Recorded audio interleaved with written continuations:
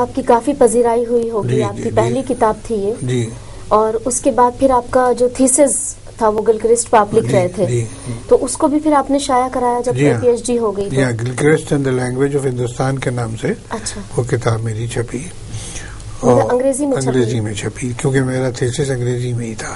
لیکن آپ نے کہا کہ آپ پی ایچ ڈی تو اردو میں کر رہے تھے، تو انگریزی میں لکھا جا سکتا ہے تھیسس؟ نہیں، لیکن یہ کیسے سر، کیونکہ آپ مطلب پی ایچ ڈی تو اردو میں کر رہے تھے، اور نہیں، اردو سبجیکٹ تھا جی، لیکن یہ کہ اردو پر انگریزی میں تھیسس لکھنا کوئی معیوب بات نہیں تھی، لکھا جا سکتا تھا۔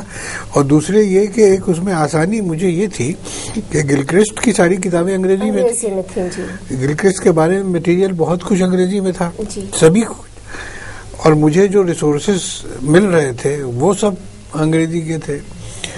تو میں نے درخواست کی اکیڈمی کاؤنسل سے کہ مجھے انگریزی میں تھیسس لکھنے کی اجازت دی جائے۔ مجھے بڑا عجیب سا یہ لگا، اور محسوس بھی ہوا کہ میں کچھ عجیب سی بات کر رہا ہوں، لیکن مجھے بھی سر تھوڑا عجیب لگا، اس لیے کہ آج بھی شاید ایسا نہیں ہے، اگر آپ اردو میں ریسرچ کرنا چاہتے ہیں تو انگریزی آپ کو مطلب اسکرپٹ وہی رکھنا پڑے گا، ایسا نہیں، کوئی ضروری نہیں ہے، کوئی ضروری نہیں ہے، اس کی اجازت لی جا سکتی ہے، اور مجھے ملی اجازت، اور اس میں کوئی دقت نہیں ہوئی۔ میں نے وہ تھیسس انگریزی میں لکھا اور انگریزی میں چھپا۔ سر ماسٹر رام چندر پہ جو آپ کی پہلی کتاب آئی، اس کے بعد پھر اس بیچ اس میں تھیسس کے اور اس کے بیچ میں پھر کوئی اور کتاب آپ کی آئی، کچھ اور آپ نے مضامین آئے، بہت سے پیپرز میں نے بہت لکھے، اور وہ اب کتابی شکل میں 3-4 کتابوں میں آ چکے ہیں، اور میگزینس میں آئے بہت سے۔ تو لیکن کتاب ایک طرح سے جو مونوگراف تھے وہ ایک ماسٹر رام چندر تھا اور ایک گلکرسٹ۔ تو سر آپ اس زمانے میں آپ اپنے آپ کو بحیثیت تحقیق نگار کے زیادہ دیکھتے تھے یا بحیثیت ناقد کے؟ میں نے نہ کبھی اپنے آپ کو محقق تسلیم کیا اور نہ کبھی ناقد، اور نہ میرا یہ ایمبیشن تھا کہ اگر ہمارے زمانے میں ناقد اور محقق بڑے اونچے مرتبے کے تھے اور ایک اونچے مرتبے پہ سمجھے جاتے تھے، لیکن میں نے ہر زمانے میں اپنے آپ کو یہ سوچا کہ اپنے بارے میں یہ سوچا کہ میں اردو کا ایک قاری ہوں، اور ایک قاری کی حیثیت، اردو کے ایک عام ریڈر کی حیثیت سے جو کچھ میں لکھوں گا وہ اس کا تعلق تنقید سے یا تحقیق سے یا اور چیزوں سے نہیں ہوگا۔ یہ الگ بات ہے کہ ادب کی دنیا میں یہ چیزیں ضروری ہوتی ہیں، تو تھوڑا بہت تو وہ کیا میں نے۔ لیکن سر اگر دونوں میں سے آپ کو تحقیق اور تنقید دونوں میں سے کوئی ایک راستہ آپ کو چننا پڑتا؟ میں کوئی راستہ نہ چنتا، میں بھاگ جاتا۔ سر آپ کو پتہ یہ سوال میں نے کیوں کیا ہے آپ سے؟ کیونکہ اب سے تقریباً 5 سال پہلے جب میں نے آپ سے کچھ بات کی تھی اپنے تھیسس کے متعلق، اپنی پی ایچ ڈی کے متعلق، تو آپ نے مجھ سے کہا تھا کہ ناقد مت بننا، اچھی تحقیق کرنا۔ ناقد بننا، ساری دنیا ہی ناقد ہے، سب ناقد ہے، یہ جملہ آپ کا مجھے اتنا اچھا لگا تھا سر۔ آپ نے کہا تھا مطلب ہر کوئی ناقد ہی ہے، جس کو دیکھو وہ دوسرے پہ تنقید کر رہا ہے، جس کو دیکھو وہ تنقید کر رہا ہے، لیکن تحقیق ہر ایک کے بس کی بات نہیں ہے۔ یہ آپ نے مجھے کہا تھا 5 سال پہلے، مجھے یاد ہے، اور آج ماشاءاللہ اللہ کے کرم سے میرا پی ایچ ڈی بھی کمپلیٹ ہو گیا ہے۔ تو وہ ایک آپ کے جملے نے مجھے اتنا انکریج کیا تھا، اسی وجہ سے میں نے آپ سے سوال کیا۔ جی تو میں نے دراصل دیکھیے ادب کی ساری چیزیں جو ہیں سوائے تخلیقی ادب کے، باقی چیزیں جو ہیں وہ ضمنی ہیں، فروعی ہیں، سب کی بنیاد تخلیق پر ہے۔ تو ادب کی اہمیت تخلیق کی بنا پر ہوتی ہے۔ اگر تخلیق اعلیٰ درجے کی کسی ادب میں ہے تو وہ ادب اعلیٰ درجے کا ہے، اور اگر تخلیقی اعتبار سے وہ ادب کمزور ہے تو کرتے رہیے آپ تحقیق، تو ہوتی رہے گی، وہ بھی تحقیق و تنقید سب ہوتی رہے گی، لیکن اس کی اہمیت سیکنڈری بھی نہیں ہوگی، بہت کم ہوگی۔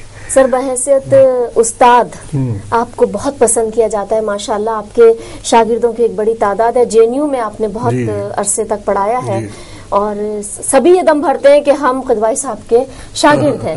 میں بھی یہ دم میں تو یہ دم اس لیے نہیں بھر سکتی کہ میں JNU سے نہیں پڑھی ہوں, دہلی یونیورسٹی سے سارا تعلق رہا ہے, اور جب میں نے وہاں سے MA کیا تب بدقسمتی سے آپ نہیں تھے وہاں پر, لیکن ایک بڑی تعداد ہے, کافی لوگ ہیں جو یہ کہتے ہیں کہ ہم قدوائی صاحب کے اسٹوڈنٹ ہیں. تو وہ JNU کا کتنا عرصہ رہا, دہلی یونیورسٹی سے JNU تک کا سفر؟ بہت اچھا رہا جی. بہت دہلی یونیورسٹی میں بھی میرا وقت بہت اچھا گزرا جی. اور JNU میں بھی بہت اچھا گزرا. کتنا وقت گزارا ہوگا سر JNU میں سن 74 سے 2001 تک رہا, یعنی تقریباً 25 برس, اور 14 برس میں دہلی یونیورسٹی میں رہا, اور اس سے پہلے علی گڑھ اور پھر جامعہ میں تھا جی. وہ تو بات ہو. تو اتفاق ایسا ہے, اتفاق کیا ہے بلکہ یہ ایک اسینشل مانی ہوئی چیز ہے. تعلیم کا میدان ایسا ہے کہ جس میں استاد کو بھی اور شاگرد کو بھی آزادیاں بہت ہوتی ہیں. یعنی آپ کو یہ نہیں ہے کہ جو لکھ کے دے دیا گیا کہ بس اسی طرح سے آپ پڑھیے, اسی طرح سے پڑھائیے, اسی طرح سے لکھیے. آپ کو پوری اس کی آزادی ہوتی ہے کہ آپ اس کو جس طرح چاہیں تبدیل کر سکیں, اور اس کے مطابق آپ اپنا طریقہ بنائیں. اور میری ایک خوش قسمتی یہ جامعہ میں میری جو تربیت ہوئی وہ بھی تھی کہ وہاں طالب علم کو آزاد بالکل چھوڑ دیا جاتا تھا, اور کسی یعنی ڈسپلن اور قاعدہ قانون تو سب بہت تھے, اور سب سے سر منہ تجاوز کرنے کی اجازت نہیں تھی, لیکن کیا لکھیں, کیا پڑھیں, کس طرح لکھیں, کیا کہیں, اس پر کوئی پابندی نہیں تھی. بلکہ اساتذہ اس کو انکریج کرتے تھے کہ ہم آزادانہ اپنے خیالات کا اظہار کریں, خواہ ان کے خلاف کریں. تو یہ جو ہماری 10 سال کی تربیت جامعہ میں ہوئی جی. یہ ایسا بیج ہمارے اندر بو گئی کہ ہمیں آئندہ بہت اس کا فائدہ ہوا. اور میں نے بھی پہلے دن سے اپنے طالب علموں کے اوپر یہ رکھا رویہ کہ ان کو بالکل آزاد چھوڑ دیا. کلاس کے اندر بھی میں جب لیکچر دیتا تھا, پڑھاتا تھا, تو میں کئی چیزوں کے اوپر پابندیاں کرنے کی کوشش کرتا تھا, اور کبھی ہوتی تھی کبھی نہیں.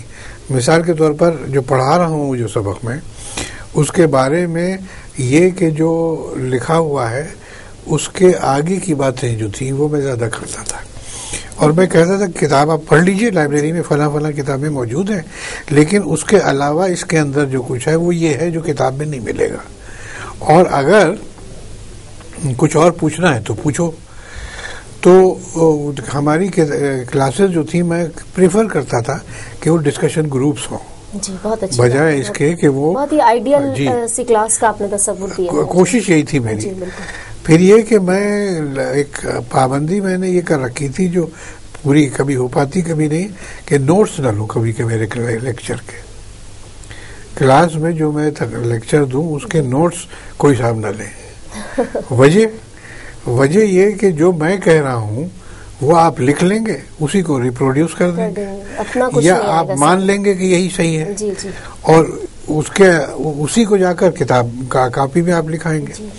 تو یہ سب ٹھیک نہیں ہے. میں جو لیکچر دے رہا ہوں یہ میں اپنے خیالات کا اظہار آپ سے کر رہا ہوں. سر تدریس کے دوران بھی ماشاءاللہ آپ کا کام بہت ہے, ظاہر ہے کتابیں بھی آپ کی کئی آئی ہیں.